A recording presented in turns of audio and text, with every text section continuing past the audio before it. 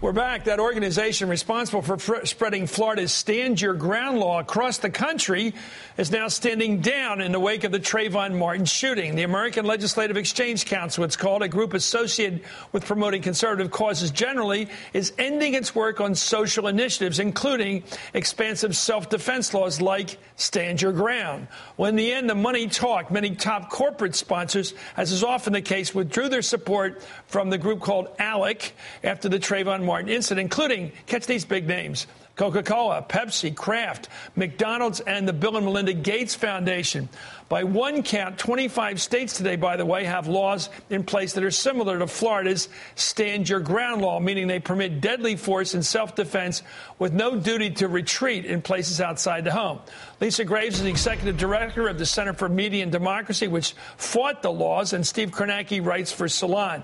Let me ask you, Lisa, thanks for joining us, by the way. Tell us what you know about what the impact has been of the Trayvon Martin case in terms of funding this organization, which has been pushing these Stand Your Ground laws. Sure. Well, ALEC is a group that is largely funded by corporations. Over 98% of its funding comes from everything but legislative dues, even though it describes itself as an organization that is focused on legislators. This is a group that has lost funders in the last few weeks as people have learned about ALEC's role in promoting Stand Your Ground laws. That's a bill that was actually brought to a closed-door meeting of ALEC, where the NRA presented this bill as a model. Walmart was the co-chair of that meeting. ALEC ratified that bill to take it nationally, and since then it's spread across the country. Let's go to Steve Kornacki on this, reporting on this. Give me a sense of, if you can, of the impact of this case that we've all been covering here. Trayvon Martin, we don't have a jury yet. We don't have a case even yet. We have an indictment. Well, yeah, and I mean, you mentioned it. There are 25 states now, give or take, that have laws like this in the books. And from sort of a legislative standpoint, that's sort of the question now. If ALEC is standing down, is not going to push for more laws like this, then the question is, what about the ones that are on the books now in all these states? Can they come down?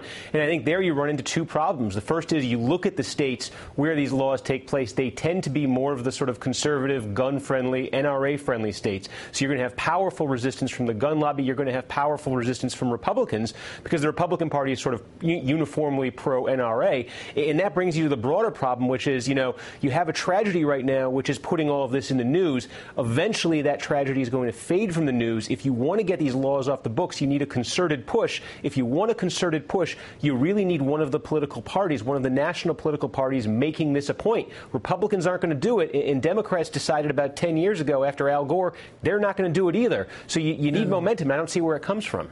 Yeah, because Al Gore lost West Virginia, and I could see the whole thing about, here's what I want to worry about, because I'm a gun control person, generally speaking.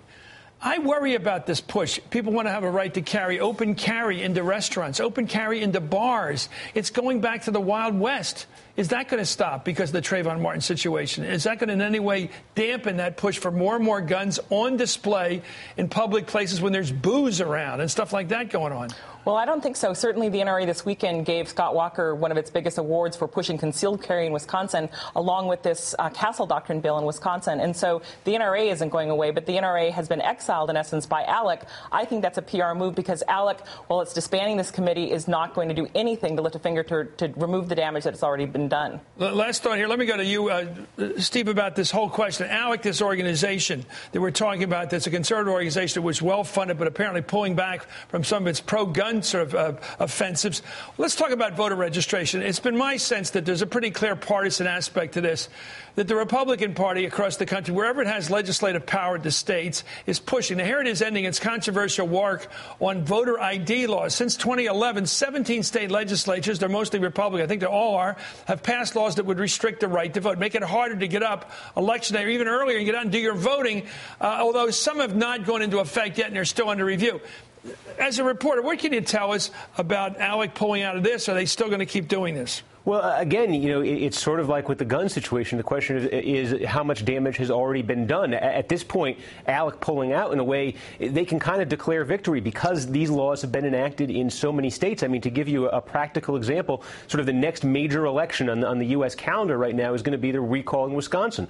Well, Wisconsin is one of these states that put up the voter ID law, thanks in part to ALEC. That law is this is going to be a very close race. Recall Walker, don't recall Walker. It's going to be a very close race, and you've got a law on the books now that I think most people would look at objectively and say the practical effect of this law is to give the Republicans an advantage. That's right. I mean, this is a bill that's been pushed primarily by Republican legislators, primarily by ALEC legislators in state after state. And we know that what it's going to do is going to make it much harder for college students to vote, and it's going to make it harder for people who don't have driver's licenses but may have proof of ID, have their lease or utility bill, who could vote before. It's going to make it harder for them to vote. Does it have enough impact to change the result of a presidential election we're looking at? I think it does, because if you shave off 1 or 2% in a close race, it could have a huge effect in state after state. Okay, Lisa Graves, thanks so much for joining us. Steve Kornacki, thank you for this. We're going to be more of this. One last thought for you, Steve. This whole question of the power of the boardroom, we're seeing it all the time, where these organizations, though, although they seem to be totally ideological, they take a lot of money from mainstream brand names, Coca-Cola, not just the Koch brothers, but Coca-Cola. How's that going to be a pattern? Is this going to be a way for perhaps progressive forces to stop some of this? Yeah, no, I mean, I think that's sort of the key to what ALEC was doing. Was they were kind of operating in the shadows. It was a backdoor way to pursue sort of a national conservative agenda without going through Washington, D.C., where all of this stuff gets noticed very easily. You go to the state capitals where, there aren't big legislative staffs. The media has been severely cutting back how they cover politics and state government. Sure. So you can slip these things through a lot easier, and a lot of these corporations probably didn't even know what they were sponsoring. Okay, your thought on that? Well, it is the case that you can buy the legislatures pretty cheaply in the state. Some of these corporations are giving only $500 donations directly to a particular candidate, and they're also... They just got to you, didn't they? Anyway, thank you, Lisa Graves. Just kidding. Thank you for that reporting. Some little poltergeist here. Steve Kornacki, thank you, sir, as always.